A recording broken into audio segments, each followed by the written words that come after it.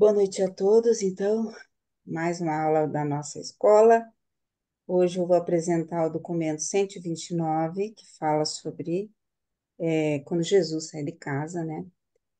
E, e ele vai começar a querer conhecer mais os seres humanos de outros lugares, né? Porque ele conhece ali aquela região, então ele pretende conhecer mais sobre os seres humanos, fora ali do contato de Nazaré e da sua família.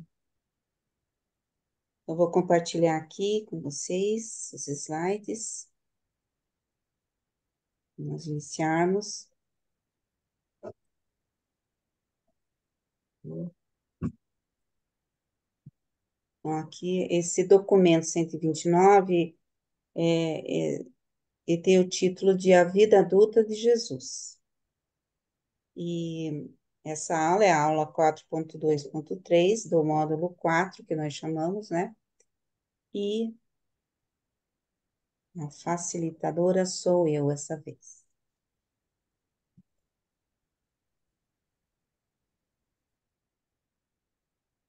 Eu vou iniciar aqui com o documento 100, que foi a revelação de um Melquisedeque, que ele fala sobre como era Jesus. Ele dá uma descrição sobre Jesus nesse, nesse capítulo 7 desse documento, e ele fala o seguinte: Jesus era uma pessoa inusitadamente alegre, mas não era um otimista cego nem pouco razoável.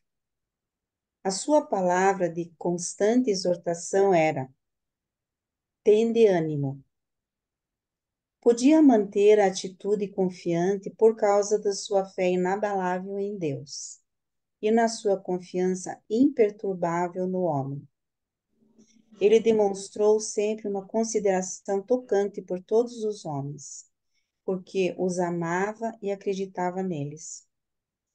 E ainda foi sempre fiel às suas convicções e magnificamente firme na sua devoção de fazer a vontade do Pai. Então, eu quero já, no início, né, agradecer a Jesus por, pelo livro de Urântia, por toda essa revelação e por todos esses detalhes tão ricos que nós agora ficamos sabendo da sua vida. Então, hoje nós vamos ver o momento em que ele deixa a sua família e vai começar a conhecer outros lugares. Então, os tópicos que nós vamos estudar são o 27º ano, o 28º ano, o 29º e o 4, o Jesus humano. São esses tópicos do documento 129, essas sessões. Vamos ver se eu dividi assim, nós vamos ver os dois primeiros, o 1 e o 2 nessa quarta-feira, e na próxima quarta-feira a gente vê o 3 e o 4. Então, se vocês, durante a apresentação, se vocês tiverem, quiserem comentar algo ou perguntar algo, então vocês podem levantar a mão, ou então simplesmente falar no microfone e para interagir. Será bastante importante, porque quando nós lemos o livro de Urântia, cada um tem uma percepção, então essa troca de percepções, né, de cada um enriquece o nosso conhecimento. Por isso que nós fazemos essa reunião, vamos dizer assim, de grupo, para que nós possamos aprender mais, porque a vida é curta aqui, né? E o livro de Urântia, ele tem muitas informações que podem nos ajudar aí a alcançar uma vida mais plena. Lilian, Oi, você poderia colocar a Sueli como co-host? sim, Obrigada. Obrigado.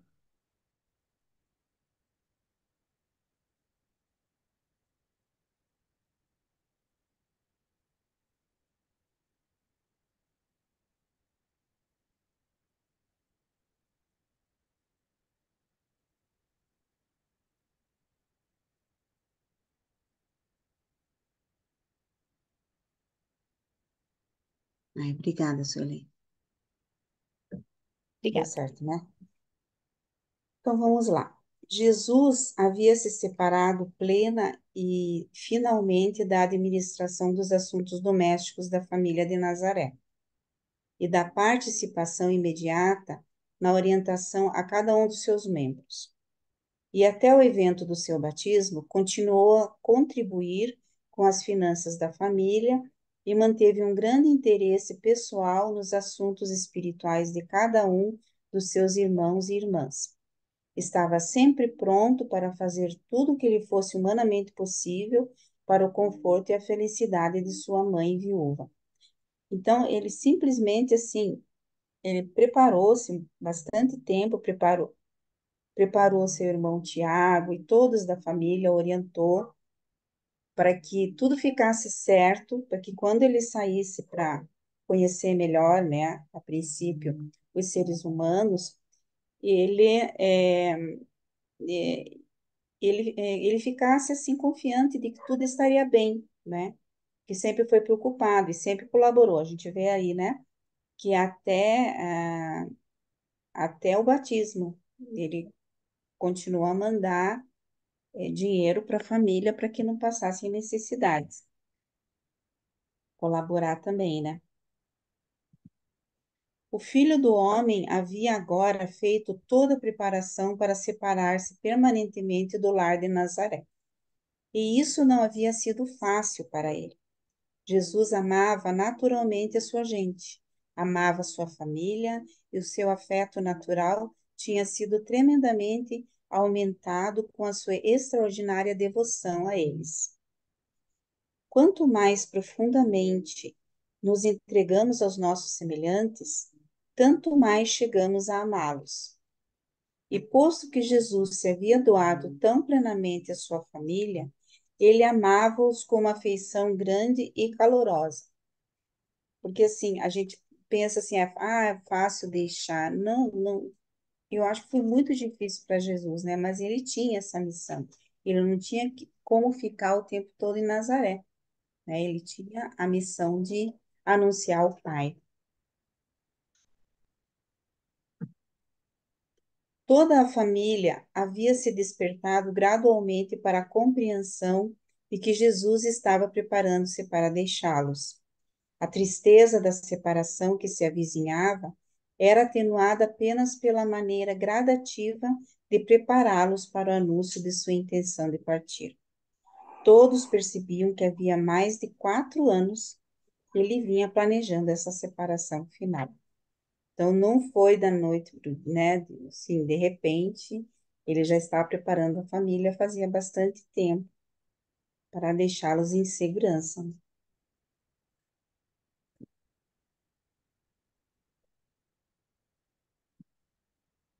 Então, agora começamos mesmo, né? Foi uma introdução somente. Então, agora vamos falar do 27º ano, lembrando que esse 27º ano, Jesus, então, ele tinha 26 e ia fazer 27. Ele ia fazer 27, então, em agosto do ano 21. Lembrando, então, ele deve ter saído ali em janeiro, né, que ele saiu, então ele tinha 26 anos, na realidade. Em janeiro do ano 21, em uma manhã chuvosa de domingo, sem maiores cerimônias, Jesus despediu-se da sua família, explicando apenas que estava indo a Tiberíades e em seguida a uma visita a outras cidades próximas do Mar da Galiléia. E assim ele os deixou, para nunca mais se constituir em um membro regular daquela família. Interessante que foi num domingo, né? Numa manhã de domingo, para eles era o primeiro dia da semana, vamos dizer assim, né? Porque o dia de guardar, de guardar era do sábado, né? E Jesus saiu com chuva. Então, parece uma coisa assim, né? Que a chuva, puxa, além de estar saindo, está saindo com chuva, né? Parece que mais eu coloquei assim uma imagem de Jesus contente, porque ele era feliz, assim. No início, né, que eu coloquei ele, ele era feliz com aquilo que ele fazia, tinha bom humor sempre, né, sempre positivo.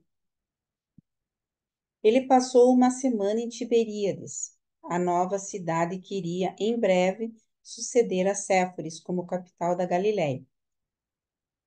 E pouco encontrando com o que interessasse, continuou sucessivamente passando por Magdala, Betsaida, até Cafarnaum, onde parou para fazer uma visita a Zebedeu, o amigo do seu pai.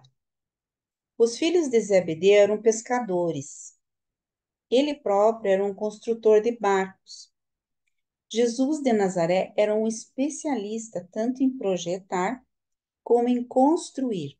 Era um mestre em trabalhar com madeira e Zebedeu, há muito tempo, sabia da habilidade do artesão de Nazaré. Zebedeu acalentava muito já a ideia de construir melhores barcos. E agora ele expunha os seus planos diante de Jesus, convidando o carpinteiro visitante para juntar-se a ele na empresa. E Jesus consentiu prontamente. Então veja, né? Jesus foi para Tiberíades, e ficou uma semana lá, e mas não encontrou o que interessava. E depois ele passou por Magdala, por Betsaida, e quando ele chegou em Cafarnaum, ele foi visitar o Zebedeu, que era amigo do pai, né? E lá foi convidado a trabalhar com ele como construtor de barcos e projetista. Jesus projetava. Jesus trabalhou com Zebedeu apenas durante pouco mais do que um ano, mas durante esse tempo criou um estilo novo de barcos e estabeleceu métodos inteiramente novos para a fabricação dos mesmos. Por meio de uma técnica superior e métodos bastante desenvolvidos de trabalhar as pranchas com o vapor, Jesus e Zebedeu começaram a construir barcos de um tipo bastante superior, pois ofereciam muito mais segurança para navegar no lago do que os tipos mais antigos. Por vários anos, Zebedeu teve mais trabalho produzindo esses barcos com um novo estilo do que o seu pequeno estabelecimento podia produzir. E em menos de 5 anos, praticamente, todos os barcos no lago haviam sido construídos na oficina de Zebedeu em Cafarnaum. Imagina. Jesus tornou-se bem conhecido dos pescadores da Galileia como o projetista dos novos barcos. Então, a maioria dos barcos, em 5 anos, né? Quer dizer, Jesus foi embora e os barcos continuaram sendo construídos da maneira com que Jesus tinha projetado, né? E teve bastante sucesso. Zebedeu estava moderadamente bem de vida. As suas oficinas de construção de barcos ficavam no lago, ao sul de Cafarnaum, e a sua casa estava situada na margem do lago, perto do centro de pescaria de Betsaida. Jesus viveu na casa de Zebedeu durante a sua permanência de mais de um ano em Cafarnaum. Ele já havia trabalhado por bastante tempo sozinho no mundo, isto é, sem um pai, e assim desfrutou muito desse período de trabalho com um pai sócio. Então vejam que Jesus considerou ali Zebedeu como um pai nesse ano, um pouco mais de um ano que ele trabalhou ali construindo barcos, né? Então, para ele foi uma experiência bastante significativa ali com eles. E nós, na Bíblia, né, tradicional, não tem essa informação, pelo menos que eu saiba, que Jesus viveu com Zebedeu.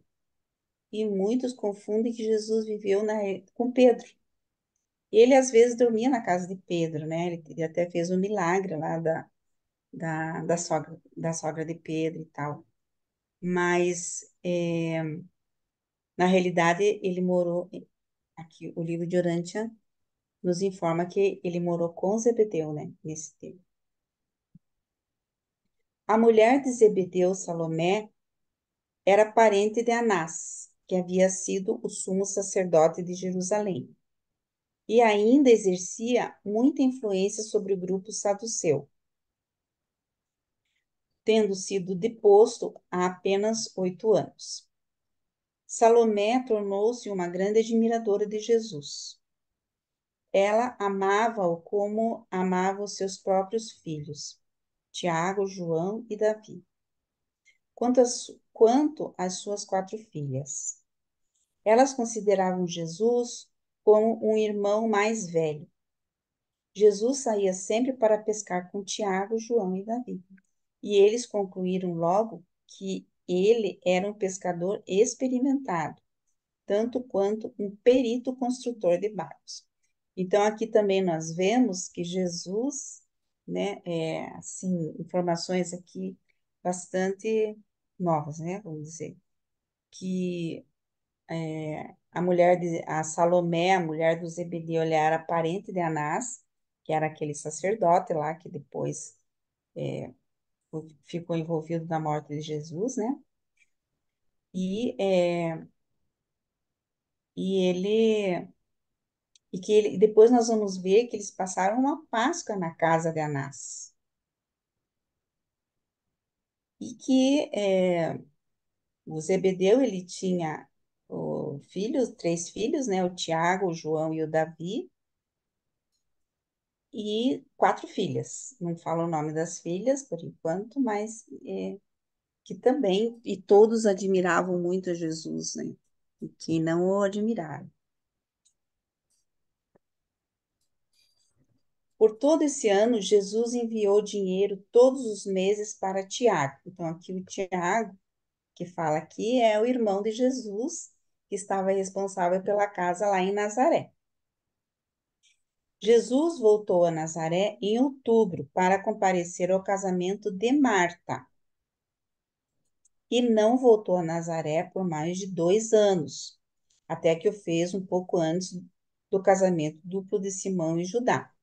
Então, na aula passada, nós vimos que antes de sair, Tiago casou e a Miriam, né? Os dois casaram. E depois, Jesus foi embora, mas ele voltou nesse ano, em outubro, ó, porque a Marta casou dessa vez, né? E depois, só depois de 2 anos, então depois dele voltar da viagem dele pelo Mediterrâneo, que ele voltou de novo à casa para o casamento, então, do Simão e do Judá. Durante esse ano, Jesus construiu barcos e continuou a observar como os homens viviam na terra. Frequentemente ia até a estação das caravanas, pois Cafarnaum ficava na rota direta de Damasco para o sul. Cafarnaum era um forte posto militar romano e o oficial comandante da guarnição era um crente gentil de Yahvé, um homem devoto, como os judeus tinham o hábito de designar tais prosélitos. Esse oficial, pertencendo a uma rica família romana, tomou para si a tarefa de construir uma bela sinagoga em Cafarnaum, a qual fora presenteada aos judeus um pouco antes de Jesus ter vindo viver com Zebedeu.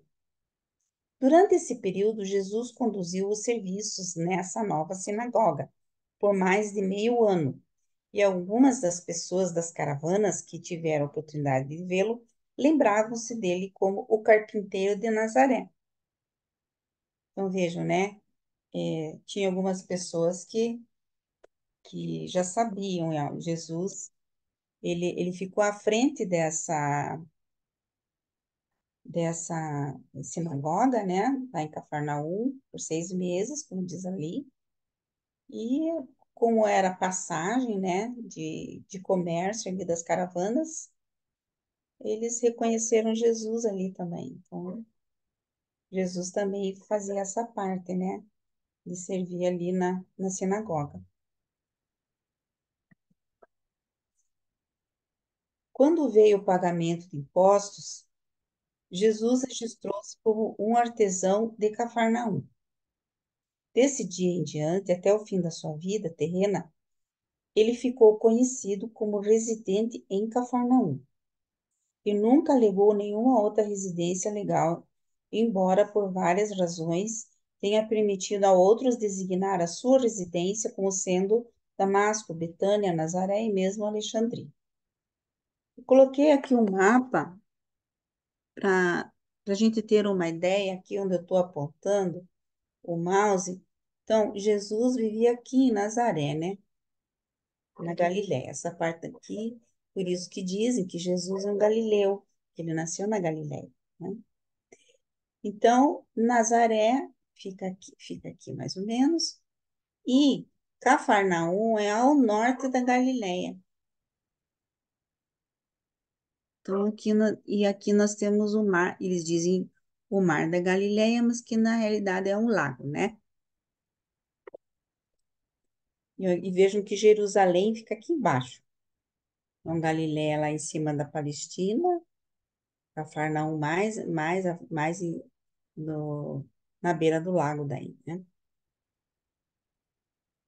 Então, aqui, ó, tem mais um mapa aqui, também com a Galileia. Então, aqui tem mais localidades, né? Então, Jesus saiu aqui de Nazaré, daí ele foi para Tiberíades, como a gente viu lá. Tiberíades, ele não encontrou muita coisa que ele queria. Foi para Magdala, passou por Magdala, e aqui Cafarnaum, né? Perto aqui do Mar da Galileia, que é lago, que é um lago. E aqui do lado, nós temos uma parte de Cafarnaum, porque Cafarnaum, atualmente, não, a localidade, eles falam que era uma aldeia na, na época poderia ser cidade, mas tinha muito poucos habitantes, e hoje em dia é só um sítio arqueológico, na verdade, né? Então lá as pessoas vão e visitam, né, esse local, não tem assim mais, vamos dizer assim, muitos moradores. E eles, em cima da casa de Pedro, aqui onde vocês veem essa construção circular, em cima da casa de Pedro. Em cima dessa casa eles construíram uma igreja, né, para, porque é um local importante, né? Jesus, ele sabe que Jesus morou tempo lá e conheciam Jesus como cidadão, inclusive de Cafarnaum. Então, essa cidade foi bastante importante na vida de Jesus e na vida do, de tudo aquilo que ele ensinou, que ele passou e fez, e muitas coisas aconteceram lá, milagres ou não aconteceram lá em Cafarnaum, né? Ficou muito conhecido. Na sinagoga de Cafarnaum, encontrou muitos novos livros nas estantes da biblioteca e passava pelo menos 5 tardes por semana em estudos intensos. Então, 5 tardes por semana, né? Então, a gente conclui que ele trabalhava de manhã, né? E, e estudava na biblioteca à tarde. Então, ele estudava muito, né? Ele gostava e conhecia muito, ó. Encontrou novos livros, então ele se aprofundava e estudava ali, 5 tardes por semana. E à noite, ele devotava a vida social com os mais velhos, uma noite. E uma outra noite, uma noite passava com a gente mais jovem. Havia alguma coisa de muito graciosa e inspiradora na personalidade de Jesus que invariavelmente atraía a gente jovem. Então, não sei se Jesus era considerado já com 26 anos, um pouco mais velho, né? Mas, como nós sabemos, ele tinha muita alegria de viver. E isso certamente atraía os jovens. Pois Jesus sempre os fez sentir-se à vontade na sua presença. Talvez o seu grande segredo em dar-se bem com eles consistisse nos dois fatos seguintes: que estivesse sempre interessado no que faziam e que raramente lhes oferecia conselho, a menos que o pedisse. Interessante, né? Então, ele não se portava como um irmão mais velho, né? Sempre querendo aconselhar, ou sabe tudo, né? Mas se interessava por aquilo que eles faziam, né? Se fazia um com eles, na vida deles ali, né? Querendo conhecer mesmo aquilo que eles faziam, a vida deles, afinal, ele saiu para conhecer os seres humanos, né? A cultura, tudo que conhecia, e se aprofundava nisso. A família de Zebedeu quase adorava Jesus e nunca deixou de estar presente às conversas, com perguntas e respostas, que ele conduzia todas as noites, após o jantar, antes de ir até a sinagoga para estudar. Os vizinhos mais jovens também vinham frequentemente para essas reuniões depois do jantar. Nessas pequenas reuniões, Jesus dava instruções variadas e adiantadas, tão avançadas quanto pudessem ser compreendidas. Falava bastante livremente com eles, expressando as suas ideias e ideias sobre política, sociologia, ciência e filosofia, mas nunca pretendia falar com autoridade final, exceto se tratasse de religião, a relação do homem com Deus. Então, às vezes a gente fica pensando que Jesus não falava de outros assuntos, né, que não fosse religião, mas ele falava, e aqui está bem concreto, né, dizendo que ele falava sobre política, falava sobre sociologia, ciência, filosofia, porque ele conhecia esses assuntos dos livros que estudava também, né? Ele conhecia todos esses assuntos, pois ele estudava bastante. E sempre dava essas palestras à noite, então ele sempre estava ocupado.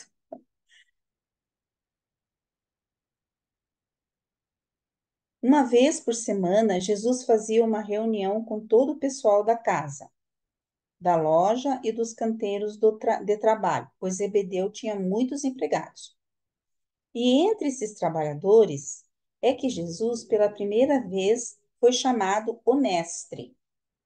Todos eles amavam-no, e Jesus gostava dos trabalhos com Zebedeu em Cafarnaum, mas sentia saudade das crianças brincando ao lado da oficina de carpinteiro de Nazaré. Então ele sentia saudades de casa, né? Com certeza. Dos filhos de Zebedeu, Tiago era o mais interessado em Jesus, como professor e como filósofo. João gostava mais dos seus ensinamentos religiosos e das suas opiniões. Davi respeitava-o como um artesão, mas dava pouca importância aos seus ensinamentos filosóficos e à sua visão religiosa. Então, aqui a gente vê por que Davi não foi um dos apóstolos também, né? Porque ele estava mais interessado na vida prática do que ou no interesse religioso, em filosofia, como Tiago e como João. Mas também Jesus também, Davi também serviu de um modo bastante prático, né, a, a Jesus e aos apóstolos. Frequentemente, Judá vinha no sábado para ouvir Jesus falar na sinagoga e ficava para conversar com ele. E quanto mais Judá via o seu irmão, mais velho, mais convencido ficava de que Jesus era verdadeiramente um grande homem. Então, aqui nós podemos ver que Judá também apreciava Jesus, ele morava também em Cafarnaum, né? E, e também ouvia Jesus e, e o admirava. Então, aqui Judá está falando do irmão de Jesus, né? Aquele problemático que nós vimos nas aulas anteriores, né? Nesse ano, Jesus fez grandes progressos quanto à mestria ascendente da sua mente humana. e alcançou níveis novos e elevados de contato consciente com o ajustador do pensamento presidente. Então, quanto mais, apesar de todo o trabalho, né? Trabalhava praticamente o dia inteiro, estudava muito, fazia reuniões todas as noites. Ele ainda tinha tempo, vamos dizer assim, para fazer a meditação. Certamente ele fazia a meditação e entrava em contato com o ajustador do pensamento. Ele tinha todas essas tarefas e cada vez, lógico, né, que o amor que ele tinha pelas pessoas também era algo que praticamente faz um contato imediato, né, com esse ajustador, mas certamente isso ele tirava um tempo para que isso também acontecesse, né? Essa meditação, essa união com o próprio Deus, com o próprio ajustador. Esse foi o último ano estável da sua vida. Nunca mais Jesus passou um ano inteiro em um mesmo lugar ou em um mesmo empreendimento. Os 2 dias das suas peregrinações pela Os dias das suas peregrinações pela terra estavam aproximando-se rapidamente. Os períodos de atividade intensa não estavam muito longe no futuro, mas entre a sua vida simples e intensamente ativa do passado e o seu ministério público, ainda mais extenuante, estavam agora uns poucos anos de longas viagens e de atividades pessoais altamente diversificadas. O seu aprendizado como um homem do reino devia ser completado antes que ele pudesse entrar na sua carreira de ensinamentos e de pregação como o Deus homem perfeito de suas fases divinas e pós-humanas, na sua auto-outorga em Urântia. Agora nós vamos começar com o 28º ano, então eu queria dar uma paradinha aqui para ver se vocês têm algum comentário ou alguma pergunta.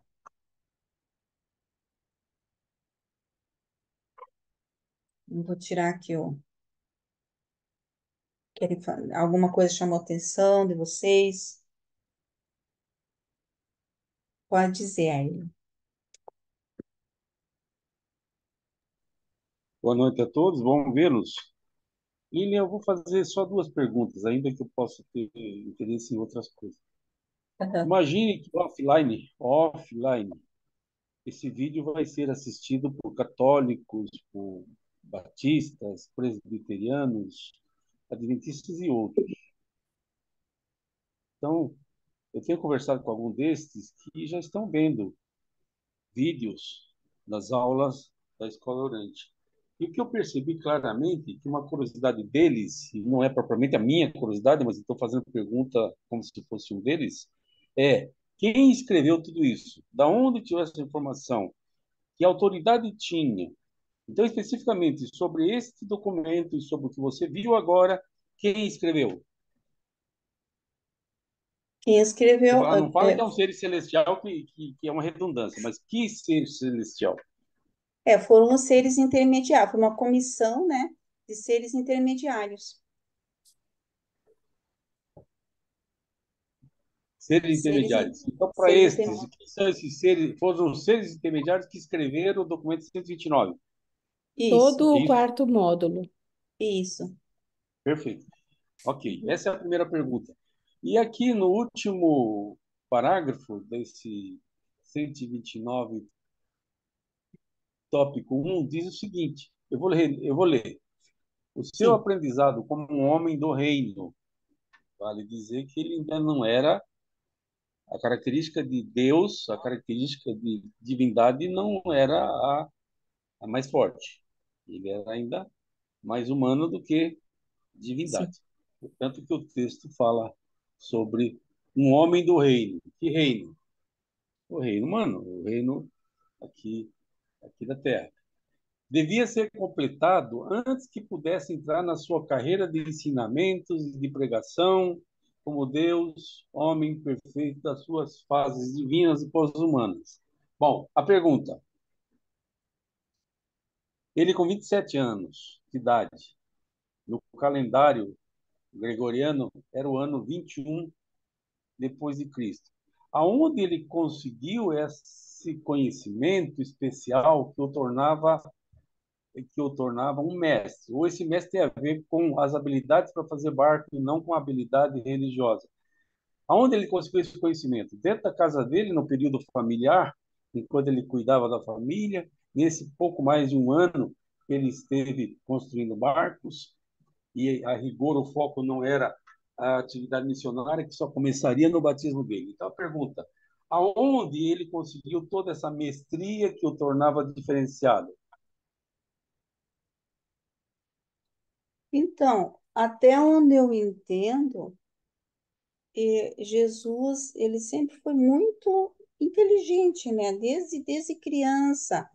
Até os rabinos, não sei se você, acho que todos nós recordamos, né? Que os rabinos, eles, quando ele estudava, os professores o dispensavam um mês antes. Ele tinha desculpe, uma semana antes de completar o mês, porque ele conseguia estudar tudo que tinha que estudar em 3 semanas e sempre tinha uma semana de férias, porque ele aprendia muito rápido. Então, todo o conhecimento que ele tinha, e outra coisa, ele obtinha o conhecimento e passava para os seus irmãos, né? Ele era o professor de seus irmãos, de suas irmãs, que ele achava que as mulheres também deveriam ter o conhecimento escolar. Então, ele passava esse conhecimento, tinha uma escola, vamos dizer assim, em casa, né? Então, quando você ensina, você também aprende. Você aprende aquele conhecimento que você tem, você passa e você acaba aprendendo mais ainda. E a gente sabia que ele frequentava, que ele lia a biblioteca tanto da sinagoga lá em Nazaré, ele devia, os outros livros que tinha, ele também deveria estudar, né? Ele estudava, com certeza.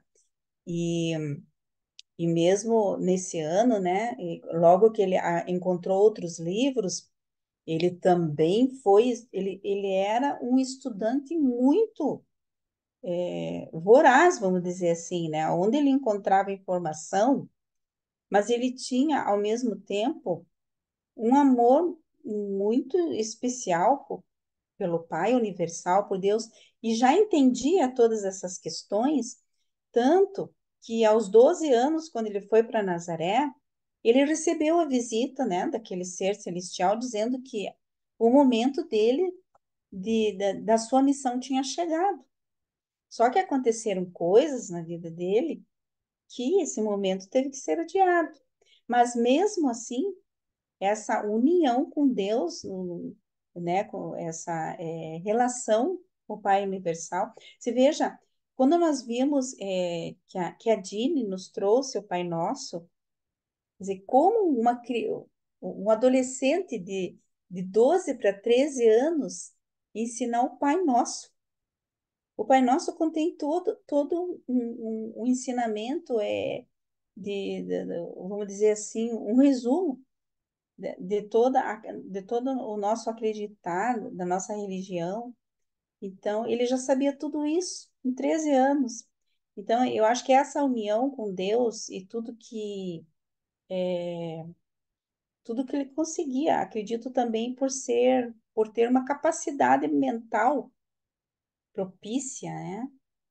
E ele foi descobrindo qual a missão dele na Terra. Ele ia cada vez mais descobrindo, né, qual era a missão dele. Tanto que ele preparou por 4 anos a sua família, que ele sabia que ele tinha que sair, que a missão dele era é, proclamar o Pai Universal, que todos eram filhos de Deus. Essa era a grande missão de Jesus, né? Diga, pode continuar a perguntar, não sei se você quiser também Mais complementar uma ou pergunta, colocar a daí eu tua encerro. visão. Só mais uma pergunta, daí eu encerro. Prometo, Não, prometo. tudo bem, não tem problema. Você tem como colocar na tela o parágrafo 14? Sim,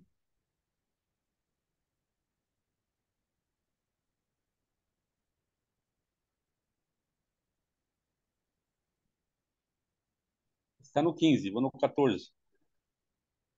Esse Este. ano, uhum, Esse ano, Jesus. Eu vou lê-lo. Nesse ano, Jesus fez grandes progressos quanto à mestria ascendente da sua mente humana e alcançou níveis novos e elevados de contato consciente com seu ajustador de pensamento residente. Para nós aqui, habituês e estudantes, essa informação não chega a gerar nem curiosidade. Mas, enfim, a pergunta: quem é esse tal de ajustador de pensamento? E esse foi o professor especial que Jesus teve para conseguir a mestria dele no seu entendimento? Encerro. tá. E o interessante é esse consciente, né, Aile? Contato consciente com o seu ajustador de pensamento. Mas diz que é um contato consciente, né? Não quer dizer, vamos dizer assim, que haja uma resposta resposta consciente desse ajustador, mas ele sabia que esse ajustador do pensamento, que é uma, uma fagulha de Deus em nós, que nós recebemos, né? Quando nós, mais ou menos entre 6 ou 7 anos, nós fazemos a nossa escolha moral, né? Então, e Jesus recebeu entre os 4 e 5 anos, com 4 anos e meio, mais ou menos, que Jesus tinha uma mente assim muito, um pouco mais avançada, né? E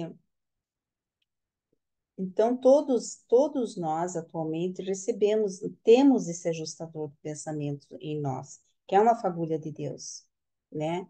Ele está ali para nos guiar, ele está ali para nos ajudar, nos orientar, nos mostrar os melhores caminhos.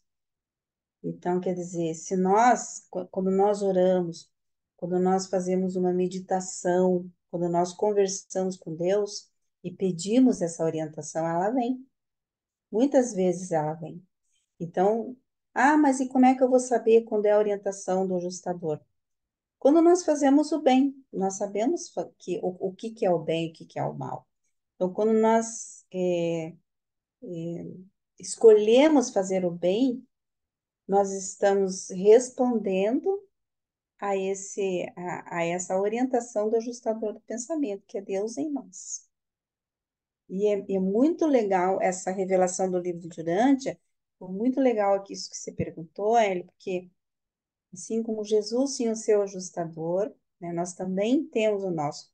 Cada um, mas não é o mesmo que o de Jesus. Cada um tem o seu ajustador, né, que é particular para cada um de nós. E esse ajustador, e nós temos certeza, então, que Deus sempre está conosco. Muitas vezes a gente diz assim, né? Deus te abençoe, né? Que Deus esteja sempre com você. Ele está sempre conosco, sempre. Podemos contar sempre com a presença dele. Ele está ali, pronto para dizer, olha, para nos ajudar. Basta que a gente queira. Basta que a gente diga sim, eu aceito, né? Eu quero essa ajuda. E quando a gente ora, quando a gente faz o bem, eu vejo assim, né? Nós estamos sendo orientados por eles, porque o livro diz que nós fazemos o bem, nós amamos, é porque nós temos Deus dentro de nós. É por causa disso. Mesmo aqueles que não acreditam.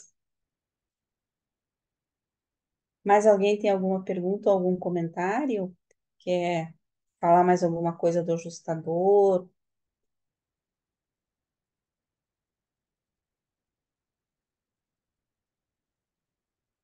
Você está falando, Neminhas? Não. Ah, tá, pesquisa. Então tá, gente. Então vamos só. Quem tiver alguma pergunta pode ficar à vontade, hein? Ou comentário também, algo que chamou a atenção. Não tem problema não. Então vamos agora passar para o 28º ano.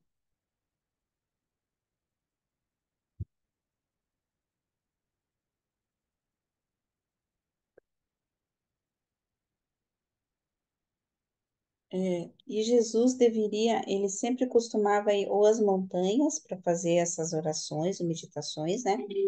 Ou então estar junto à natureza. E eu percebo assim, né, principalmente nesses dias de calor, quando você vai num parque, ou então vai num lugar onde tem árvores, ou mesmo quem mora na praia, onde tem o mar, né, quando se está assim em ligação à natureza, é uma coisa assim que te leva, né, além de ser mais fresco, é uma coisa assim que te leva a você respirar aquele ar assim mais saudável, muito bom.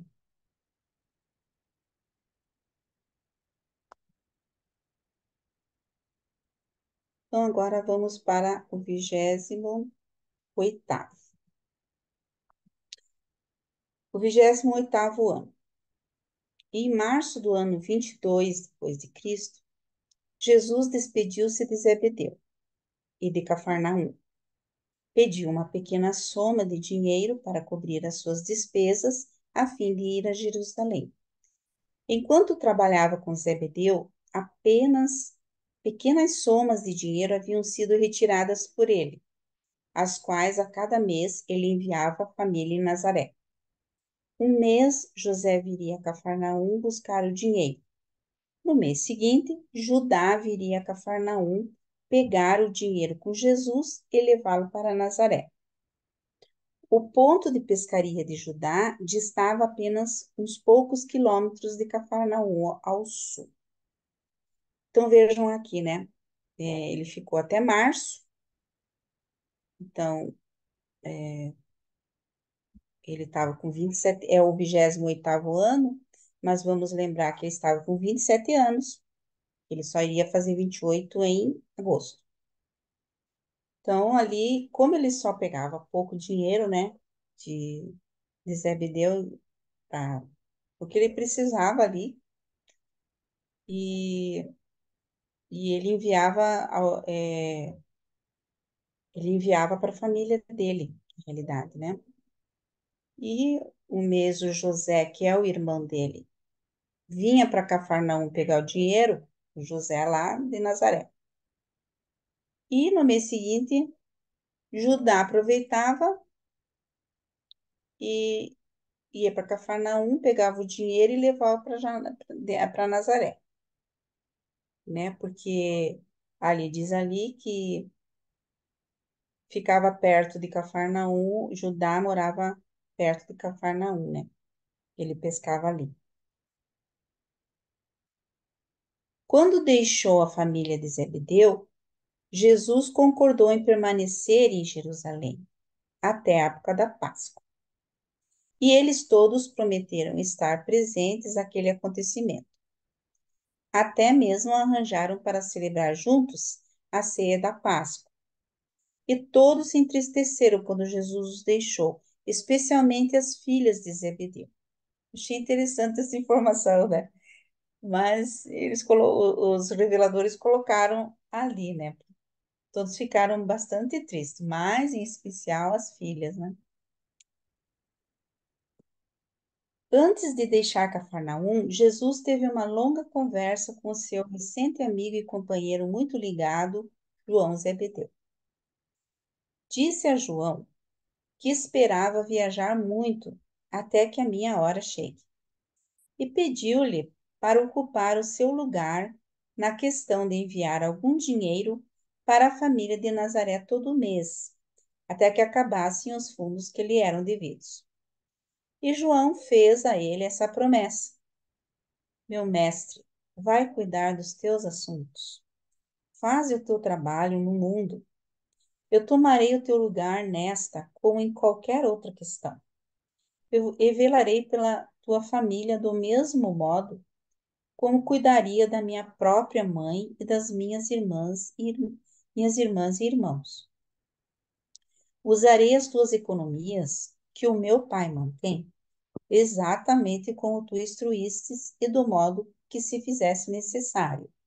E quando o teu dinheiro houver sido gasto, se não receber mais de ti, e se a tua mãe estiver necessitada, então partilharei das minhas próprias economias com ela. Segue o teu caminho em paz, estarei no teu lugar para todas essas questões. Então, João ficou bastante. Jesus deve ter ficado bastante tranquilo nessa questão, né?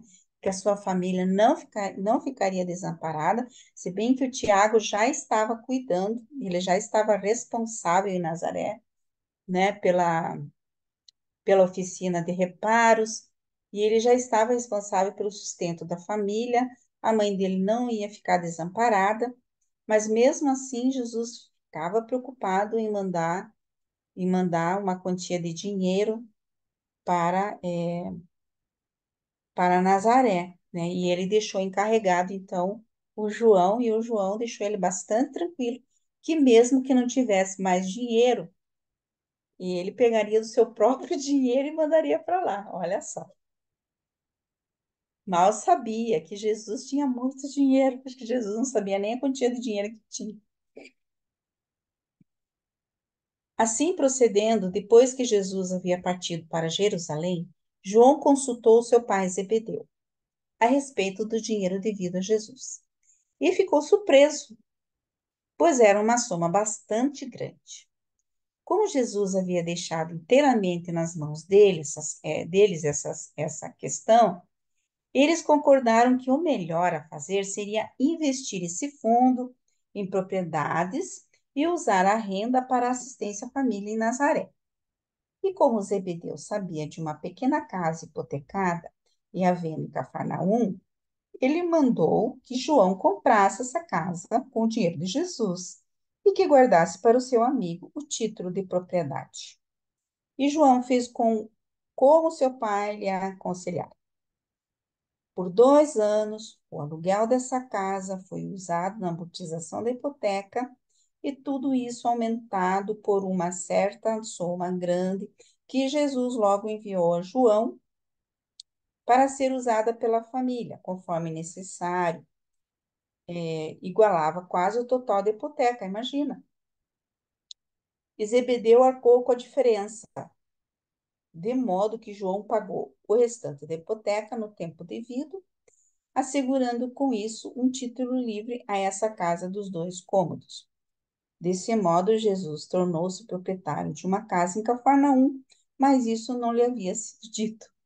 Então, depois na sequência nós vamos ver que esse dinheiro, né, ele conseguiu como adiantamento da sua viagem com os indianos, Gani Kunote, e ele mandou tudo para João, e daí ele conseguiu pagar a casa, né? Mas se nós formos pensar, Jesus trabalhou 1 ano e 3 meses com Zebedeu e eles ganharam tanto dinheiro, você veja, né? Porque Jesus, ali, a um dado momento, diz que ele era sócio de Zebedeu, na realidade, né? Porque ele era projetista e fabricava os barcos, e, e o Zebedeu teve, na realidade, na sequência, ele teve um grande lucro com essa técnica que Jesus proporcionou ali, né? Da construção de barcos. Então, e com isso eles ganharam bastante dinheiro, porque para comprar uma casa, não sei naquela época, mas né, a casa estava com amortização, fala ali de hipoteca, com alguma dívida, alguma coisa, e eles aproveitaram ali, né? Então, eu acho que teve bastante sucesso ali, Jesus em seu empreendimento, né? E essa casa, na sequência, depois nós vamos ver que Maria foi morar nessa casa, Tiago também veio, mas isso são assuntos para as outras aulas. Quando a família em Nazaré soube que Jesus havia partido de Cafarnaum, e não sabendo desse arranjo financeiro com João, eles acreditaram que chegara a hora de passarem sem qualquer ajuda de Jesus. Tiago lembrou-se do seu contrato com Jesus e, com a ajuda dos seus irmãos, assumiu daí em diante a responsabilidade total pela família. Voltemos, contudo, a observar Jesus em Jerusalém. Por quase 2 meses, ele passou a maior parte do seu tempo ouvindo as discussões no templo, com visitas ocasionais às várias escolas dos rabinos. A maior parte dos dias de sábado, ele passava em Betânia. Então, certamente passava ali em Betânia, né, com a família de Marta, de Maria, e, e ele ficou 2 meses ali em Jerusalém. Então, ele saiu ali de Cafarnaum, foi para Jerusalém e ali ele ouvindo, né, novamente ali as discussões do templo por 2 meses. Interessante. Jesus havia levado consigo a Jerusalém uma carta da Salomé, a esposa de Zebedeu, apresentando ao antigo alto sacerdote, Anás, como um que é como meu próprio filho. Anás passou muito tempo com ele, pessoalmente levando-o para visitar as muitas academias dos mestres religiosos de Jerusalém. Enquanto inspecionava a fundo essas escolas e cuidadosamente observava os seus métodos de ensino, Jesus nunca fazia uma pergunta sequer em público. Embora Anás considerasse Jesus um grande homem, estava indeciso quanto a que conselho dar-lhe. Ele reconhecia a tolice que seria sugerir a Jesus entrar para qualquer das escolas de Jerusalém como estudante e, por outro lado, sabia muito bem que a Jesus nunca seria concedida a posição de um mestre regular, pois ele não havia sido educado naquelas escolas. Então, nós podemos recordar que Jesus, ele não pôde ir, na realidade, ele não pôde ir a Jerusalém. Estava tudo programado para ir aos 15 anos, ele iria para a escola em Jerusalém, para a escola de rabinos, estava tudo programado. Mas o seu pai falece quando ele tinha 14 anos e ele teve que assumir a família. Então, ele não pôde ir para essa escola em Jerusalém, mas, ao mesmo tempo, parece ser providencial, né? Não sei como seria se ele tivesse ido para a escola em Jerusalém, porque ele tinha muitas críticas, né, a tudo que se fazia lá. Vamos lembrar que quando ele foi pela primeira vez em Jerusalém, com 13 anos, ele ficou muito desiludido principalmente com os sacrifícios de animais, né? E toda aquela movimentação em torno do templo, né? Ele achava assim que aquele lugar deveria ser mais respeitado, como um templo dedicado a Deus, né? Ao Pai Universal. E ele não via aquilo, ele via que tudo estava muito confuso. E agora e quando ele estava lá aos 13 anos, ele fez muitas perguntas, ele foi muito inquisitivo, quando ele passou aqueles 3 dias em Jerusalém. E agora, quando ele volta e ele fica esses 2 meses, ele observa, né? Ele tem uma outra mentalidade, ele começa a observar tudo aquilo e tal, mas e ver como que esses rabinos ensinavam, como que eles procediam, né? Ele já tinha ido outras vezes, levado seus irmãos até Jerusalém, então ele sabia como era tudo, mas ele obedecia essa regra de levá-los, né, para fazer essa passagem, esse juramento que eles faziam aos 13 anos. Então, então tudo isso deu a Jesus maior compreensão, né? E interessante que ele meio que se tornou amigo do Anás, por recomendação da Salomé, que era a esposa de, do Zebedeu lá, né? E, e o Anás até pensou, né, em como convidar ele para ser um aluno dessa escola aqui, né, da escola de Jerusalém. Então, ele é tão inteligente, o que que ele vai aprender lá, né? Então, ele achava assim que, e ao mesmo tempo que ele via que Jesus já era um mestre, mas ele não tinha frequentado a escola de Jerusalém. Então, ele não poderia ser um mestre como os outros, né? Então, ele ficava assim, como é que ele ficava até assim, como que eu vou convidar ele para ser aqui um aluno, se ele já tem todo esse conhecimento, né? Nem adiantaria fazer isso. Então ficava nesse impasse, né? Mas foi muito bom, porque Jesus tinha outros objetivos na realidade. O momento da Páscoa aproximava-se e, junto com as multidões que vinham de todos os locais, Zebedeu e a sua família inteira chegaram em Jerusalém, vindos de Cafarnaum, e todos ficaram na casa espaçosa de Anás, onde celebraram a Páscoa com uma família feliz. Então, olha lá, celebraram a Páscoa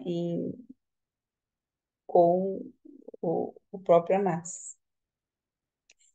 Antes do término desse fim de semana de Páscoa, aparentemente por acaso, Jesus conheceu um rico viajante e o seu filho, um rapaz de 17 anos. Esses viajantes vinham da Índia e, estando a caminho de visitar Roma e vários outros pontos no Mediterrâneo, tinham arranjado para chegar em Jerusalém durante a Páscoa, esperando encontrar alguém que pudesse ter como intérprete para ambos e como tutor para o filho. O pai estava insistindo para que Jesus consentisse em viajar com eles. Jesus lhe contou sobre a sua família e disse-lhe que não era justo permanecer longe deles por quase 2 anos, sendo que durante esse tempo eles poderiam achar-se em alguma necessidade. Então, esse viajante do Oriente propôs adiantar os salários de um ano a Jesus, de tal modo que ele pudesse confiar esses fundos aos seus amigos para a salvaguarda da sua família em caso de necessidade. E assim Jesus concordou em fazer a viagem. Então foi aí, né, que ele ganhou aquele dinheiro lá para casa, né, que depois a gente sabe que foi para amortizar. Então, ele aproveitou esse período de Páscoa ali, aceitou a proposta do Ganide e do Gonode e do Ganite, que depois vamos ver, né? Esses dois fizeram com que Jesus aceitasse essa proposta dele ser o tradutor, o intérprete para eles na viagem, e, ao mesmo tempo, Jesus foi o tutor, né, de Ganite, ensinou muitas coisas para ele. Imagine que honra, né, ter o próprio Criador do universo ali lhe ensinando sobre as coisas. E então Jesus daí foi viajar pelo Mediterrâneo com essas duas pessoas, né? Jesus remeteu essa grande soma para João, filho de Zebedeu. E vós sabeis que João aplicou esse dinheiro na liquidação da hipoteca da propriedade em Cafarnaum. Jesus contou sobre essa viagem ao Mediterrâneo a Zebedeu, mas fê-lo prometer não dizer a ninguém, nem mesmo a sua carne e sangue. E Zebedeu nunca revelou o que sabia sobre o paradeiro de Jesus durante esse longo período de quase 2 anos. Antes que Jesus voltasse dessa viagem, a família em Nazaré havia presumido, então, que ele já estivesse morto. Apenas a certeza dada por Zebedeu, que fora a Nazaré com seu filho João em várias ocasiões, mantinha viva a esperança no fundo do coração de Maria. Né? Então, Zebedeu não podia dizer, porque Jesus pediu, né, que, quem sabe, para não preocupar a mãe, né, de que ele iria viajar tão longe assim, por vários lugares, e certamente não iria poder mandar notícias de lá, né? Não era tão fácil assim. Então, Zebedeu não falou nada para ninguém, ninguém nunca soube dessa viagem, né? Nem na Bíblia é falado dessa viagem que ele fez pelo Mediterrâneo, por Roma e tudo. Durante esse tempo, a família de Nazaré dava-se muito bem. Judá havia aumentado consideravelmente a sua cota e manteve essa contribuição adicional até o seu casamento.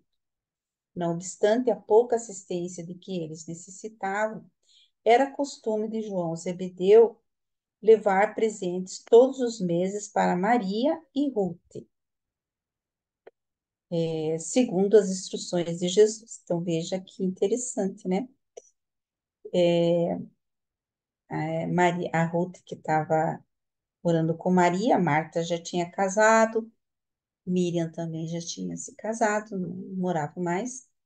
Então, Jesus mandava presentes todos os meses, né, para sua mãe. Então, ela recebia ali, mesmo o filho estando ausente. Eu tentei pedir para a inteligência artificial fazer uma. Não tenho muita experiência com isso, né? Mas uma imagem da família de Jesus. E ela fez ali com uma criança pequena. Eu não tirei, não consegui tirar, porque não sei fazer esse tipo de edição. Mas desconsiderem essa criança, porque as crianças, não existiam mais crianças de colo, né? Então, considere como se fosse um sobrinho, tem Maria aqui. Mas os outros, mais ou menos, dá para ter uma ideia também, assim, né? Certamente Jesus não vivia numa casa tão boa, tão bela assim, então vamos supor que ele estivesse em uma outra casa, ou uma casa de alguém mais abastado. Então, agora vai começar a terceira parte, e eu paro por aqui, né? São 9h10, mas eu vou parar se vocês quiserem fazer alguma pergunta, algum comentário.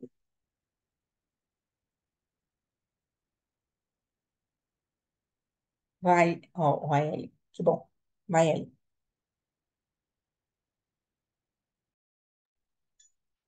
Então, você tem, por favor, colocar o parágrafo 9 na tela.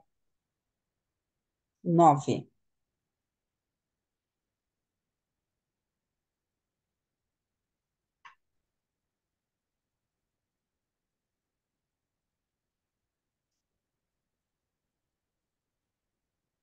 Esse é o 11. Então, vou destacar: esses viajantes vinham da Índia e, estando a caminho de visitar Roma e vários outros pontos no Mediterrâneo. Estudantes da Bíblia nunca souberam que Jesus esteve em Roma. Então, você podia falar um pouquinho sobre isso, porque é o período da vida de Jesus, vamos chamar um período de viagens, é um período de aventuras. Ele esteve em Roma e em outros lugares. Esse é um ponto. Eu vou primeiro colocar minha dúvida e depois eu encerro. A segunda, a família está no 10, está aí perto de 10, né? 10. 10. Vou ler. A família em Nazaré havia presumido então que ele já estivesse morto. Nós sabemos que Maria foi visitada por um anjo, Gabriel, que lhe falou sobre o destino de Jesus, a sua missão. E aqui me parece tão estranho Maria presumir que Jesus estivesse morto, sabendo ela que isso não aconteceria. Enfim, no princípio, esses dois pontos. O outro ponto que você falou, mas não está no texto, é com relação à expiação. O cristianismo, de um modo geral, independentemente se são católicos ou não católicos, mas cristãos, entende que a expiação passa pelo sangue.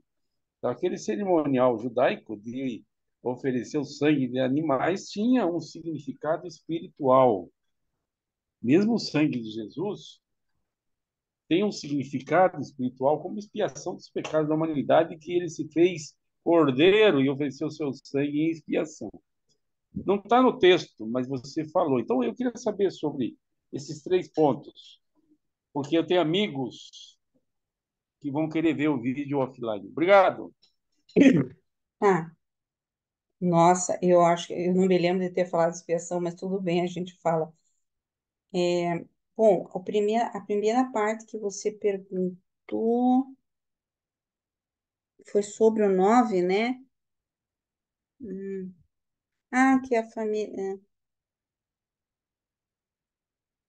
Ah, da viagem, dessa viagem a Roma, que nós vamos ver na sequência, né? Nós vamos ver quem vai apresentar, vai ser daqui a duas aulas, mas Jesus, ele foi a Roma e a vários outros lugares do Mediterrâneo também, né? Mas especialmente, essa viagem a Roma marcou bastante a vida dele. E os evangelhos, ninguém ficou sabendo, né? Porque ele pediu para Zebedeu para não falar sobre isso, né? Eu acho que é porque ele não queria, como ele estava só conhecendo, ele não foi assim para começar a sua vida vamos dizer assim, de proclamação do evangelho. Essa viagem que ele fez foi mais para conhecer as pessoas, né? Conhecer a cultura dos povos, de outros povos. Porque eu vejo assim, quando um empresário, quando ele vai fazer um empreendimento, ou criar alguma coisa, ele, não querendo comparar, né, com um empresário, mas quando você quer vender alguma coisa, vamos dizer assim, você tem que conhecer a sua clientela. E foi o que Jesus fez. Ele foi conhecer para quem como eram esses povos e como ele deveria fazer essa revelação do Pai Universal. Então, lá ele conheceu várias religiões, nós vamos ver, né? Ele passou por Alexandria, ele passou pela ilha de Creta, e ele passou por Jopa, né, que fica no mar ali Mediterrâneo, e depois foi para Roma. Então, ele fez todo esse caminho com Ganide, com Ganode, fez ali, e ao mesmo tempo que ele instruía Ganide, ele também servia de intérprete para Ganode, que era o empresário, né, que precisava desse intérprete. E assim ele conheceu várias pessoas, até líderes de religiões. E ele teve essas conversas com esses líderes, e nós vamos conhecer essas conversas na sequência, né? Então, são conversas bastante ricas, isso é um conteúdo bastante rico que, vamos dizer assim, quem sabe para a quarta revelação não seria tão interessante como é atualmente para a quinta revelação, né? Então, e para Jesus ali seria interessante que ele não fosse conhecido como o mestre, aquele que depois proclamaria o evangelho em Jerusalém e morreria na cruz, né? Ninguém o reconheceu. Todas as pessoas que conheceram ele no Mediterrâneo não fizeram essa ligação. Ele não quis fazer essa ligação, porque eu acho que o objetivo dele ali era só conhecer as pessoas que na sequência iriam, é, na sequência, depois que ele morreu, né, quando os apóstolos foram para lá, eles viram um caminho preparado já para receber a revelação de Jesus, né, em Roma, principalmente. Jesus, sem pretender, ele já preparou o caminho dos apóstolos, né, dos evangelistas. Então, acredito que tenha sido o objetivo dele também. Mas sem dizer assim, sem querer dizer, não, eu sou Jesus, não, né? Tanto que ele era conhecido por vários outros nomes. Ficou bastante conhecido como mestre, o escriba de Damasco, né? Então, ele teve várias profissões. E, inclusive, essa questão da Índia, existe uma teoria, né, e isso, de acordo com o livro de Dante, não é verdade, de que Jesus, ele não morreu, né, na cruz, e ele simplesmente foi para a Índia, né? Foi para a Índia e lá ele viveu seus últimos dias. E viveu até tal. Então, mas nós sabemos que ele ficou conhecendo, na realidade, ele ficou conhecendo bastante a Índia, mas o Ganide e o Ganode levaram bastante esses aprendizados que eles tiveram com Jesus para a Índia, né? Então, lá, e depois também teve um dos apóstolos que também foi para lá, também levou o evangelho para a Índia, então teve toda essa questão. E eu não sei qual é a opinião de vocês. Eu não sei se eu respondi todas as tuas questões a ela, porque teve três, né? Foi a questão da Índia, acho que a questão de que Maria acreditasse que ele estivesse morto, né? Sendo que ela tinha recebido a visita do anjo, de que ele seria. Pois é, mas na realidade a gente pensa de tudo. A gente que é mãe, né? A gente, meu Deus do céu, pensa de tudo. Como é que pode, né? Mas isso vinha na cabeça dela, mas o Zebedeu sabia da realidade. Dizia para ela, não, fique tranquilo, olha, eu trouxe aqui o dinheiro, né? Ou os presentes que ele mandou e tal. Não sei aquilo, o que que vocês pensam sobre isso, vocês têm alguma consideração a fazer mesmo dessa questão de Jesus não ter falado, né, sobre essa viagem dele por 2 anos pelo Mediterrâneo?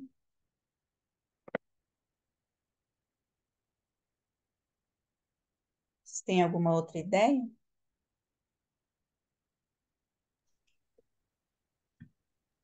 Eu acho que você quer falar mais alguma coisa, ele depois o Frank. Eu espero a minha vez. Eu espero para a próxima. Mas eu quero sim. Tá. Seu Frank.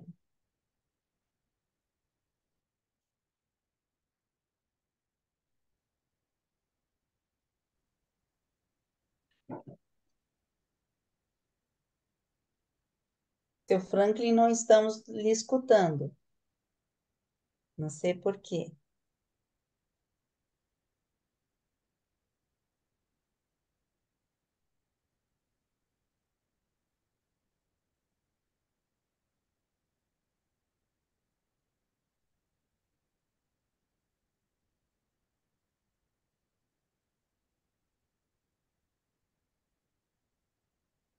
Pode falar, seu Franklin.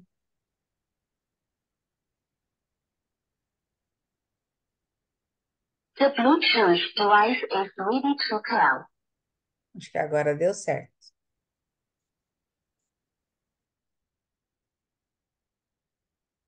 Não, nós não estamos lhe ouvindo, seu Franklin. Eu não estou escutando. Agora sim. Agora escuto. Estou escutando Sim. agora. Posso falar? Ah, sim. Então, realmente o que eu posso aqui acrescentar que me veio também diante da pergunta aí do Aélio, não? É que também me chamou a atenção muito isso, que a Maria se preocupasse assim de que Jesus podia estar morto. Me pareceu que não seria comum nem nessa época, não? Porque Jesus não era uma pessoa problemática assim de briga, de se expor a perigos desnecessariamente, né? E, e a Maria conhecia seu filho, um homem de paz, e não sei por que ela começou a pensar que podia estar morto. E ainda recebendo a visita de João, não sempre levando o dinheiro para ela. Então é uma coisa que me parece que os seres intermediários interpretaram mal, essa questão. Como eles sabem disso? O pensamento da Maria, eles estão presentes, assim, por exemplo, aqui estamos conversando. Será que os seres intermediários estão testemunhando esta nossa conversa? E assim sempre, não? Testemunhando, bom, a conversa, a maneira de viver de Maria. Então é uma questão realmente que me chamou agora a atenção quando a Elio fez essa pergunta, não? Por que ela vai se preocupar com esse filho em pouco tempo, não? E ainda que o João sempre a visitava. Por outro lado, também Jesus, por que não achou conveniente que se falasse que ele foi a Roma? Ou então que ele foi a visitar outros países para dar melhor convicção para sua mãe, sua família, não que ele estava vivo, estaria vivo. E, e outra questão é essa questão da expiação, né, do sacrifício dos animais aí, dos, dos judeus. Então, expiação, acho que é uma questão, uma projeção da culpa. Então, no lugar de matar, como antigamente matavam os primogênitos, não? Sacrifício para Deus, para expiar os pecados do mundo, do povo judeu. Então, aí, agora, depois de Moisés, se resolveu, então, sacrificar animais. Então, a expiação não é mais nada, é o bode expiatório, chamado bode expiatório. Então, projeto a culpa no animal. Olha, perdoa meus pecados, eu vou matar esse animal, que ele que representa meus pecados. Então, mato, então você me perdoa porque já expiei meus pecados, né? E eu entendo isso, a expiação, nessa época, que até agora a expiação significa castigo, mas não é castigo, não. Atualmente, eu tenho entendido que a expiação é um momento oportuno para perdoar. Então, expiar significa perdoar. Esse é o sentido que eu compreendo atualmente como expiação. E não é um castigo. Ao contrário, uma oportunidade de perdoar. É isso que eu queria acrescentar aqui, Lilian. Muito obrigado. Obrigada, Safane. Então, é, não sei, acho que a Sueli primeiro, depois o Hélio. Pode ser, Hélio?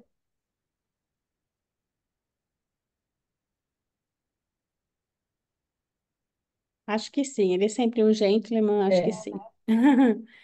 É, o meu é rapidinho, uma intervenção rapidinha. É, eu estava até aqui buscando, mas eu não achei o texto.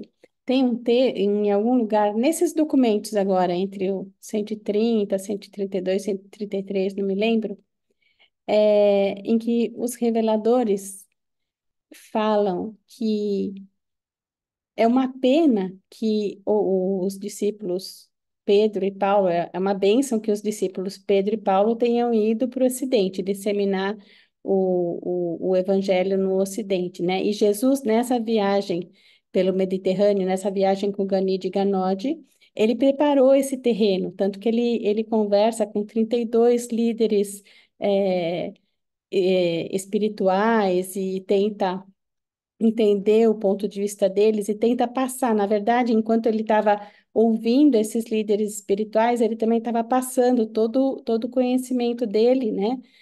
Preparando o terreno para quando fosse a hora dele, ou mais ainda, para quando os apóstolos fossem disseminar o evangelho do reino.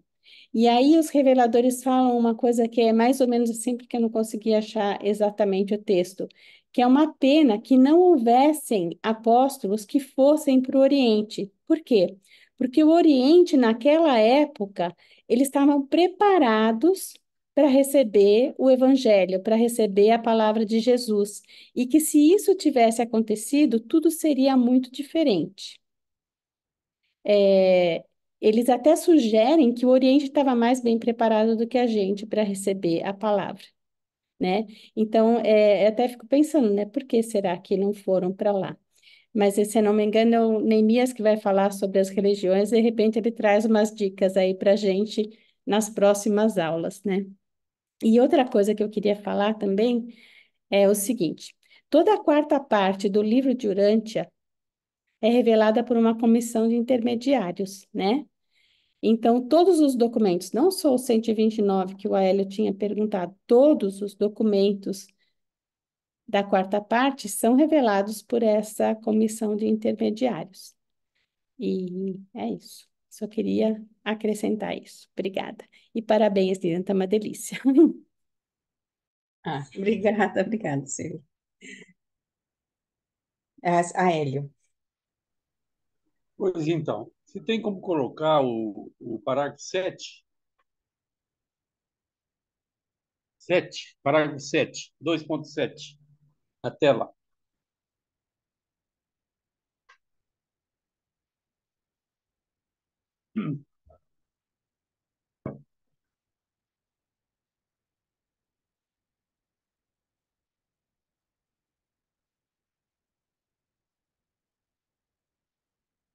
Vou ler. Enquanto inspecionava a fundo, em profundidade, essas escolas e cuidadosamente observava os seus métodos de ensino, Jesus nunca, e aí ênfase nesse nunca, fazia uma pergunta sequer em público. Ou seja, ele não, essas visitas que ele fazia, ele não estava ensinando nada, ele estava aprendendo, segundo o meu entendimento, salvo melhor juízo. E o outro ponto é o seguinte: nós vimos aqui 2 anos da vida de Jesus, né? Então, ele tinha 28 anos e antes ele tinha 27. Vale dizer que com 28 anos ele não tinha sido batizado ainda e os eventos futuros, tipo o primeiro milagre, também não tinham acontecido, nem para as próximas aulas. Então, a minha pergunta tem a ver o seguinte: nesses 2 anos que está aqui, que está omisso na Bíblia, você que preparou a aula, Lilian, quais são os pontos relevantes a destacar no seu entendimento? Houve várias informações, mas o que te chamou a atenção efetivamente? Grato. Obrigado.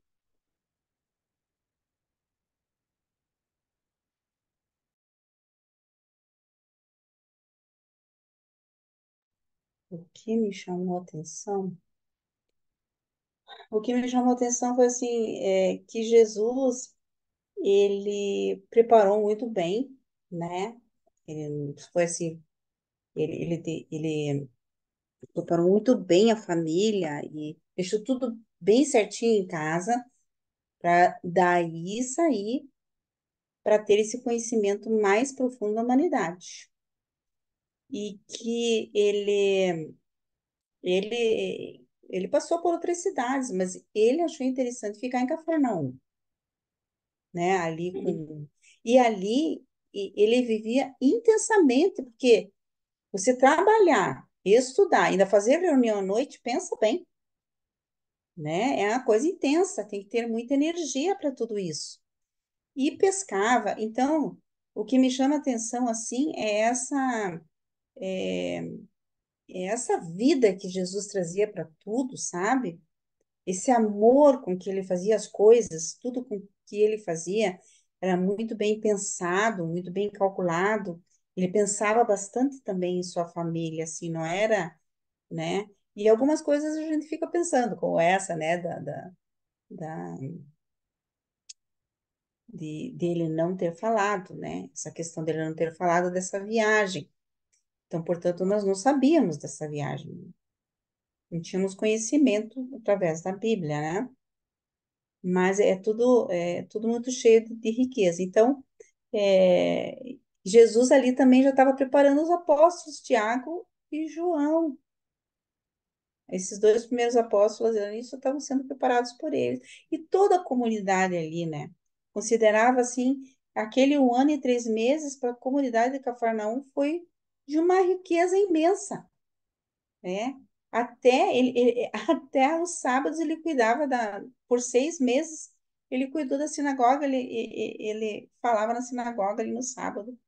Então, ele tinha uma vida bastante ativa, ensinava, estudava muito e ensinava o que ele aprendia. Então, isso, assim, para nós é um exemplo bastante da gente, e isso a gente vai ter que fazer, né? Na sequência, e ensinar o que aprende. Quando a gente ensina o que aprende, a gente aprende novamente, reaprende. Então, é bastante positivo tudo isso. Para mim foi isso, né? E também fiquei surpresa com. A gente fica surpreso nesse, né, nesse documento, nessa parte do documento, dessa ida nele de ficar em Jerusalém, porque anteriormente Jerusalém era muito sofrido ficar ali para ele, né? Mas ele quis conhecer melhor ali essa parte do templo, dos sacerdotes, ele quis conhecer. Por que que eles fazem? Ele ficou observando. Você veja, ele não ficou ensinando nada, né?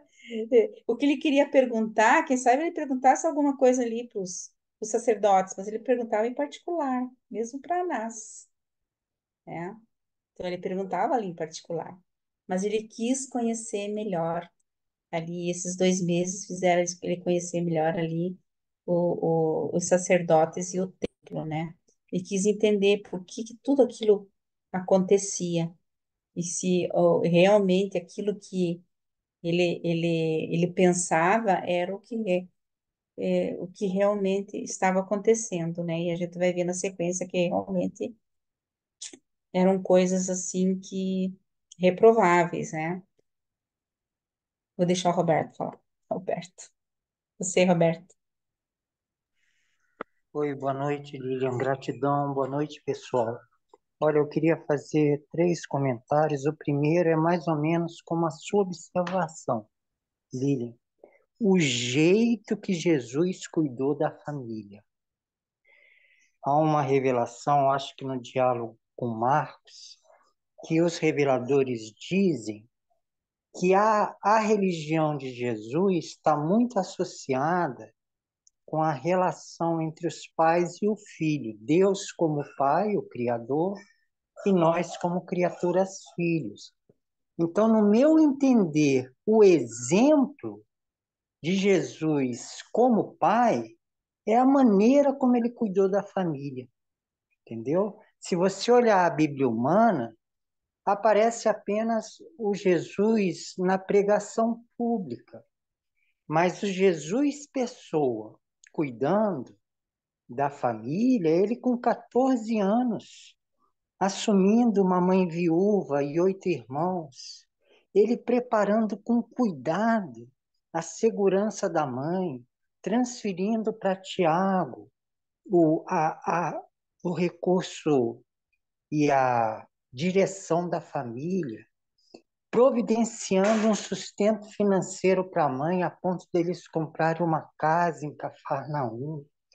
Isso, para mim, é de uma mestria como pessoa e para a família, que é um exemplo imperdível. A segunda observação, eu não sei, é um detalhe, sabe? No Oriente, você diz que você tem a religião da ação, a da mente e a religião da devoção ou do espírito. E eu observei que os 3 filhos de João Zebedeu, o Davi, ele se interessava mais em Jesus como artesão, era a parte física do mestre. O Tiago gostava de Jesus como filósofo e como mestre, era a parte da mente do professor. E João se interessava mais pelos ensinamentos religiosos, era a parte espiritual. Eu observei isso, não sei se essa tríade dos 3 filhos de Zebedeu, como eles viam Jesus, tem alguma simetria. A última é a questão de Jesus na Índia e a questão da preparação da Índia para receber esses ensinamentos. Eu soube até que naquela região do Oriente, em Taiwan, a China de Taiwan, eles parece que vão realizar um encontro, e eu acho tudo isso muito auspicioso. Há um livro, e é isso que eu queria falar. Esse livro chama Os Anos Ocultos de Jesus. E ele descreve a ida de Jesus à Índia, com o nome de Santo Issa. Eu não sei como é que essas coisas aconteceram, não sei se isso foi escrito, mas se vocês pesquisarem os anos ocultos de Jesus e Santo Issa, eles descrevem alguns textos encontrados em mosteiros budistas por um grande russo, o nome dele é Nicolas Rolich. E você lendo, ele chama São Issa é Jesus jovem. Você lendo esses textos, né? Então, esses foram os três comentários que eu gostaria de fazer, mas eu creio que a viagem de Jesus com Gonod e Ganide, os dois indianos, é para as próximas aulas, né? Sim, a gente vai descobrir bastante coisa nesse sentido. Mais alguma pergunta ou comentário? Eu tenho aqui uma pergunta do Daniel. Daniel, eu espero melhoras, tá? A saúde aí pro teu pai, tá bom? E ele pergunta sobre o ideal político de Jesus, né? Nós vamos ver alguma coisa, existe um documento que fala sobre, sobre governo, sobre essas coisas, né? Mas certamente ele falaria num governo baseado na justiça. Certamente, na justiça para todos, né? Com certeza. E com relação, acho que eu queria também comentar, acho que o Aéreo tinha perguntado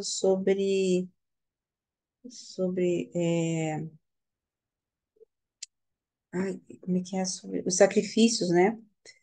Porque, por exemplo, agora nós estamos na quaresma, então ainda se pensa nas religiões que Jesus foi o sacrifício perfeito. É que Jesus substituiu os sacrifícios feitos na, nos, lá nos templos, né? E a revelação vem nos trazer que não é isso, né? Que não, né? Não é, sim, ele sacrificou, vamos dizer, houve um sacrifício, mas não dessa maneira, né? Porque Deus não precisa de sacrifício, nunca precisou. Ele perdoa os nossos pecados, basta que a gente se arrependa, né? Ele não precisa que a gente faça sacrifícios, né? Não é mais nós temos que aprender a religião do amor e da misericórdia, né? E não de sacrifícios tem uma outra palavra também mas e ainda, né? Ainda existem essas religiões que são do sacrifício, mas Jesus se admirava com aquilo ainda que Deus não precisa disso para perdoar os nossos pecados, com certeza, né? Basta que o nosso coração, ele só precisa de um coração arrependido, só, e de uma transformação de vida. Basta isso. Hélio. A palavra que você está com dificuldade em lembrar é expiação. Você Expiação, isso. está Expiação. perdoado, mas você não é bem assim, tem um preço. Bom, na verdade, eu vou fazer uma provocação, para não perder o costume.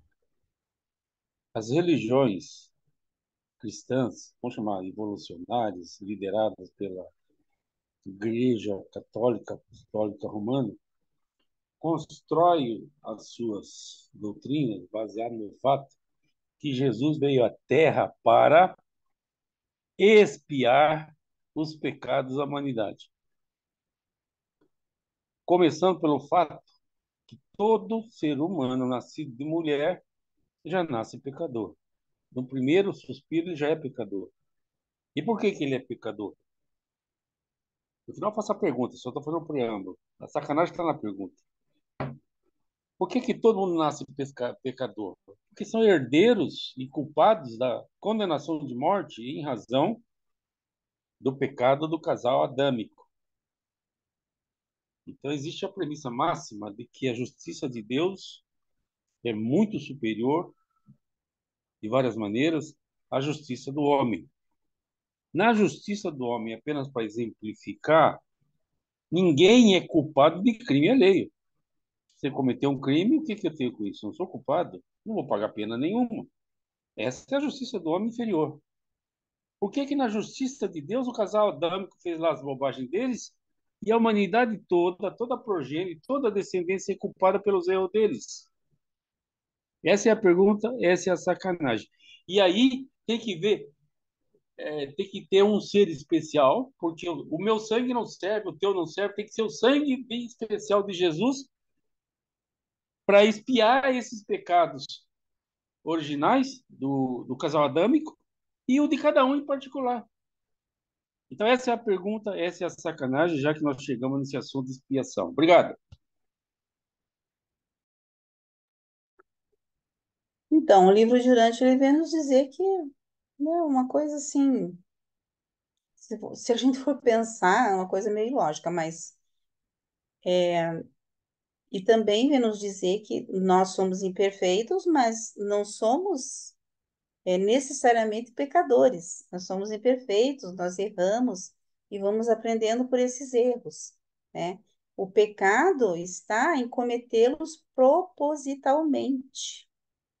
Então, se nós temos consciência que estamos errando e vamos errar, eu sei, então daí é pecado, né? Então daí sim.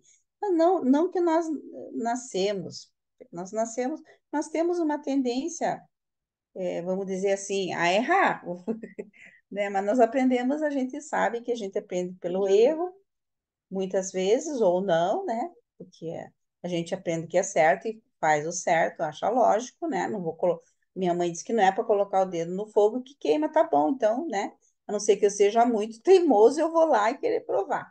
Aí depende da minha, da minha característica, não sei, caráter, não sei.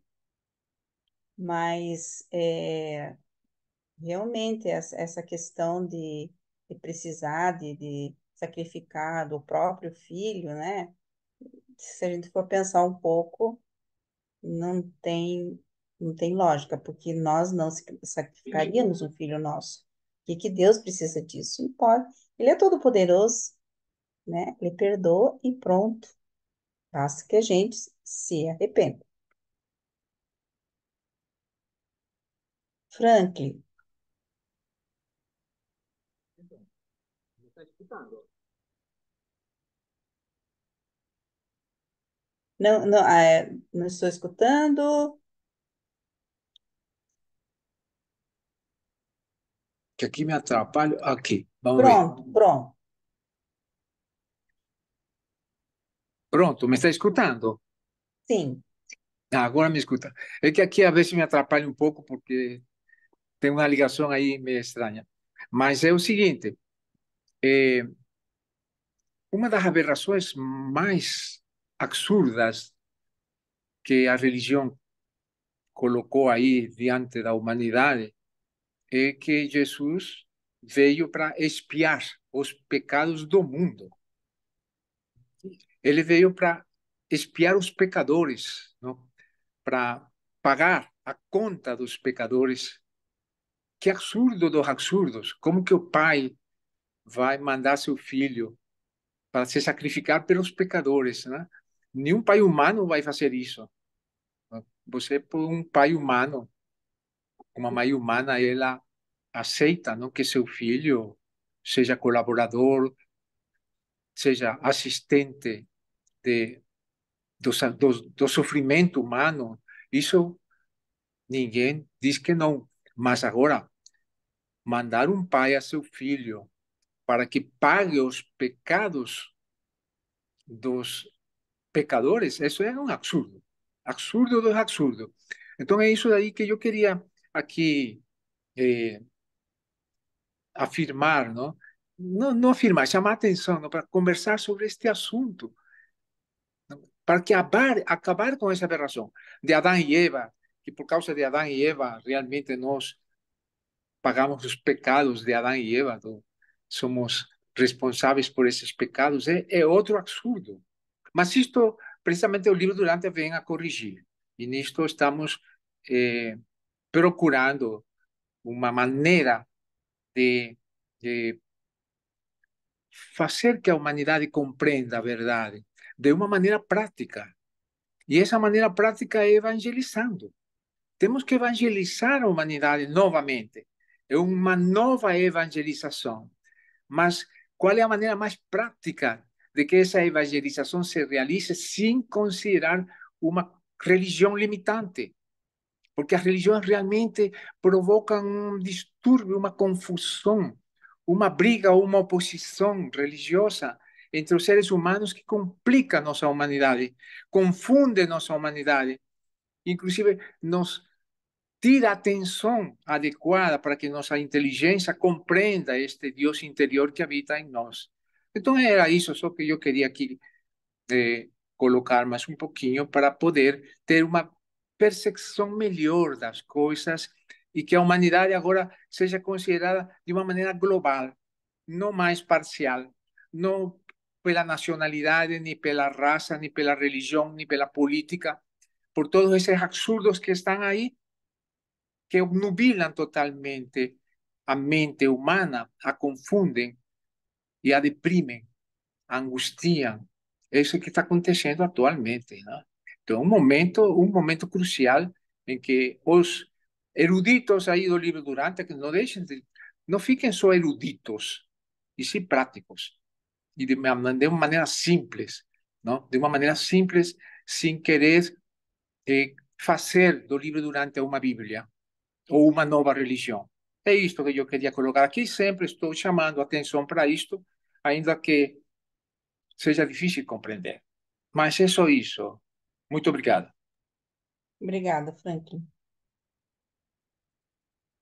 Realmente, eu acho que muitas pessoas estão buscando novas respostas. E o livro de Urântia, graças a Deus que o livro de Urântia tá aí para nos confirmar certas coisas que desconfiávamos que não era muito desse jeito. Ah, então, as pessoas que começam a ler a Bíblia, ó, não pode ser terceira, não, esse Jeová aqui está muito raivoso, não pode ser assim. E a Bíblia veio o livro de Dante e já nos responde tudo. Muito bom. Então, quem busca, né, essas, é, essas verdades, desconfia que as coisas não estão muito de acordo, então vou encontrar as respostas no livro de Dante também, principalmente para nós, né? Mais alguém? Eu acho que por hoje, gente, vamos terminar nossa aula. Eu agradeço muito pela colaboração de todos, pela audiência aqui, todos que compareceram, muito obrigada. E Obrigada, Lília. obrigada, nós continuaremos a semana que vem com a segunda parte, tá bom? Muito obrigado. Boa noite Obrigada, para boa todo o noite. grupo. Boa Obrigado, Gratidão, noite, Lília. boa noite. Boa Gratidão a todos. noite. boa noite. Boa viagem Boa lá noite a Obrigada. para todos. a Sueli. Obrigada. Obrigado. Isso, boa viagem, vamos Henrique. Deus participar aí. abençoe vocês. Amém. Obrigado, Obrigada. amém. Boa noite a todos, obrigado. Boa Obrigada. noite, Zé. Boa noite. Boa noite a todos. Boa Boa Boa noite, noite. noite, Sandal. Sandal. Boa noite. Boa noite a Boa noite. todos. Boa noite, fiquem com Deus. Amém, você também.